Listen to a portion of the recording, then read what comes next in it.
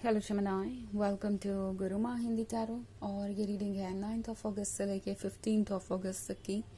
तो चलिए देखते हैं आपके लिए क्या मैसेजेस है इस वीक में और आप क्या एक्सपेक्ट कर सकते हैं अपनी लव लाइफ में।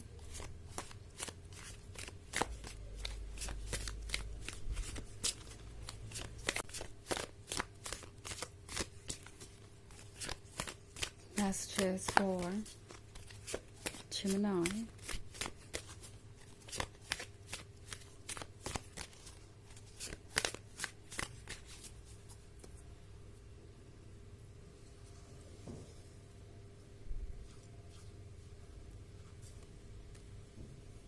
Two of Skulls, Queen of Scepters, Nine of Grails, Daughter of Knives, and Prince of Scepters. Okay so हमारे पास है नाइन ऑफ ग्रेल्स के साथ लगता है जैसे कि ये पर्सन आपके बहुत क्लोज आना चाहता है।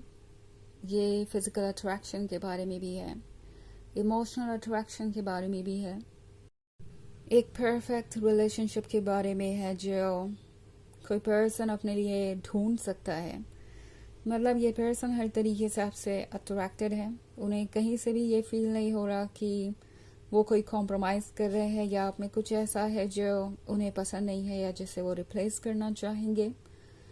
क्वीन ऑफ सेप्टर्स की तरह नज़र आ रहे हैं आप। इनफैक्ट आप हैं ही क्वीन ऑफ सेप्टर्स, एक कॉन्फिडेंस से भरा हुआ पर्सन जो अपने सेल्फ वर्थ को जानता है और समझदार भी है। ऐसा नहीं है कि आप इतने स्पेशल हैं तो दूसरों को स्पेशल ना समझें या दूसरों को खुद से कम समझें। आपके अंदर इतनी मैच्योरिटी है कि आप ये समझ पाए कि आप अपने तरीके से स्पेशल है और दूसरे लोग अपनी जगह पे। तो ये पर्सन ये देख रहा है कि आप कितने अट्रैक्टिव हैं और कितने हम्बल भी। ये उनके लिए बहुत इंटरेस्टिंग चीज़ है, ये उनके लिए बहुत बड़ी बात है। एंड ये पर्सन आपको लूज नहीं करना चाहता। जैसे लगता है कि इतनी मुश्किलों के बाद तो आप उन्हें मिले हैं और इस रिलेशनशिप को अगर वो लूज करते हैं तो डेफिनेटली और कोई बात फिर मायने नहीं रखेगी। इस पर्सन को पता है कि उन्हें क्या चाहिए। बट डॉटर ऑफ नाइफ्स के साथ ये पर्सन ये थोड़ा सा फील कर रहा है कि आप उनसे दूरी बनाए हुए हैं। इस पर्सन को लगता है कि अभी भी आप दोनों सेम पेज पे नहीं हैं। वो जितना ज़्यादा रेस्टलेस है इस रिलेशनशिप को आगे ले जाने के लिए, वो जितनी ज़्यादा जल्दबाजी में है उतने आप नहीं।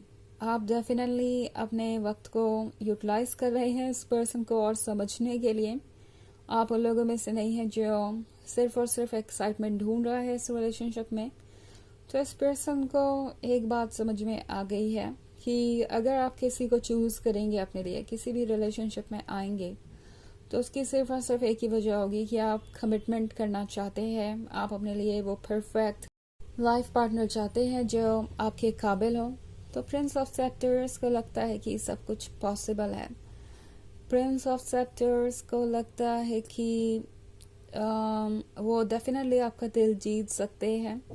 ऑल्सो टू ऑफ स्कल्स का कार्ड है, तो ये भी सोच रहे हैं कि क्या सब कुछ ठीक है या क्या सब कुछ ओके है उनके अंदर, क्योंकि आपका उनके पेस पे नहीं आगे बढ़ना उन्हें ये सोचने पे मजबूर कर रहा है कि आखिर क्या बात है कि जेमिनाई मुझसे उतने अट्रैक्टेड नहीं है जितना कि मैं जेमिनाई से।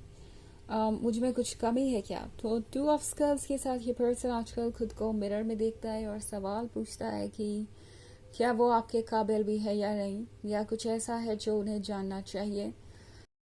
ये पर्सन एक अच्छा खासा ओवर थिंकर हो सकता है। लाइक अगर आप उनसे कहेंगे कि आप उनसे आज नहीं मिल सकते या मे बी आप एक वीक के बाद मिलेंगे या जब आपके पास मौका होगा आप उन्हें इन्फॉर्म कर देंगे, ये पर्सन ये अज्यूम करेगा कि शायद आप उनमें इतने इंटरेस्टेड ही नहीं हैं और इसीलिए आप उनसे मिलना नहीं चाहते। ये समझे बिना कि आप किस सिचुएशन में क्या कह रहे हैं और क्यों कह रहे हैं। थोड़ा सा ओवर इंटरप्रेट भी करेंगे ये चीज़ों को, बिकॉज इन्हें जो चाहिए बहुत क्विकली चाहिए और जब इन्हें वो चीज़ें क्विकली नहीं मिलती तो ये पर्सन को ज़्यादा ही सोचने लगता है। ओके हालांकि ये एक जनरल रीडिंग है तो ये सबसे रेजोनेट नहीं करेगी। एनर्जी रिवर्स हो सकती है अगर आप क्रॉस वॉचर हैं।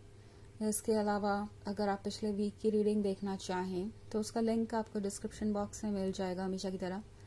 तो चलिए आगे बढ़ते हैं और देखते हैं क्या मैसेजेस है आपके लिए।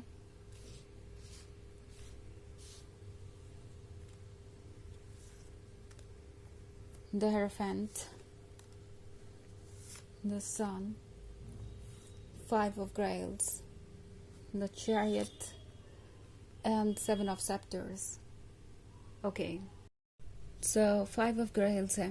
Five of Grails के होने का मतलब है कि शायद आप किसी चीज़ को लेके थोड़े परेशान हैं एंड टैरो आपसे कह रहा है कि आपका इस वक्त जल्दबाजी करने की ज़रूरत नहीं है बिकॉज मे बी आप इस रिलेशनशिप को लेके अभी पूरी तरीके से श्योर नहीं है।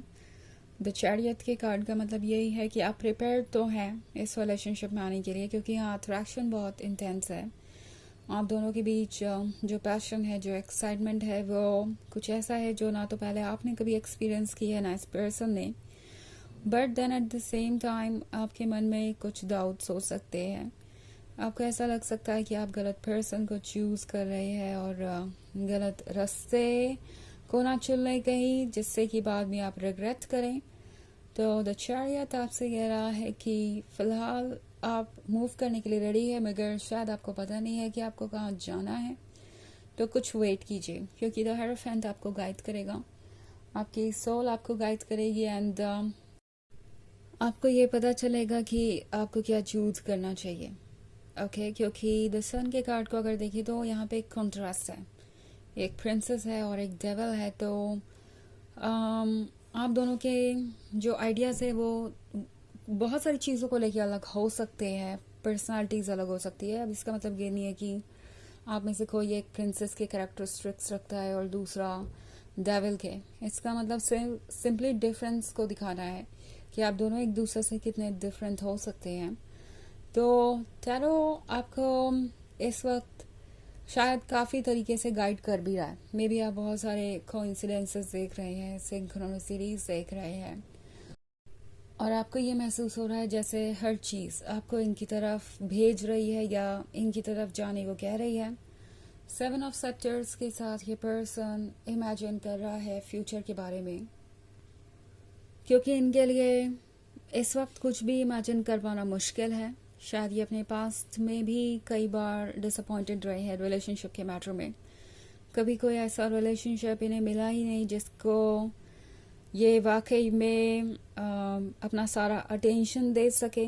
हमेशा इन्हें लगा कि ये लकी नहीं है रिलेशनशिप के मैटर में और कभी इन्हें कोई सही पर्सन मिलेगा ही नहीं। बट अब जब वो आपसे मिले हैं तो उन्हें लगता है कि उन्हें अपनी सोच बदल लेनी चाहिए, क्योंकि उन्हें वो पर्सन मिल ही गया है जो उन्हें चाहिए था, जो मोर और लेस बिल्कुल उनके ड्रीम की तरह है। तो सेवन ऑफ सेक्टर्स के साथ ये पर्सन कोशिश कर रहा है अपने बैरियर्स को तोड़ने की, अपने डर को बाहर निकालने की और आगे बढ़ने की। ओके, हालांकि ये एक जनरल रीडिंग है तो ऑब्वियसली ये हर एक के सिचुएशन से मैच नहीं करेगा, बट कुछ चेंजेस आ सकते हैं। ये पर्सन काफ़ी कुछ कहेगा आपसे, क्योंकि ये जो सेवन ऑफ सेक्टर्स वाला कार्ड है ये खुल के अपने आप को एक्सप्रेस करने के बारे में है, बिना ये परवाह किए कि सामने वाला पर्सन आपके बारे में क्या सोचेगा और क्या नहीं। तो चलिए देखते हैं आपके लिए ओरेकल मैसेज क्या है।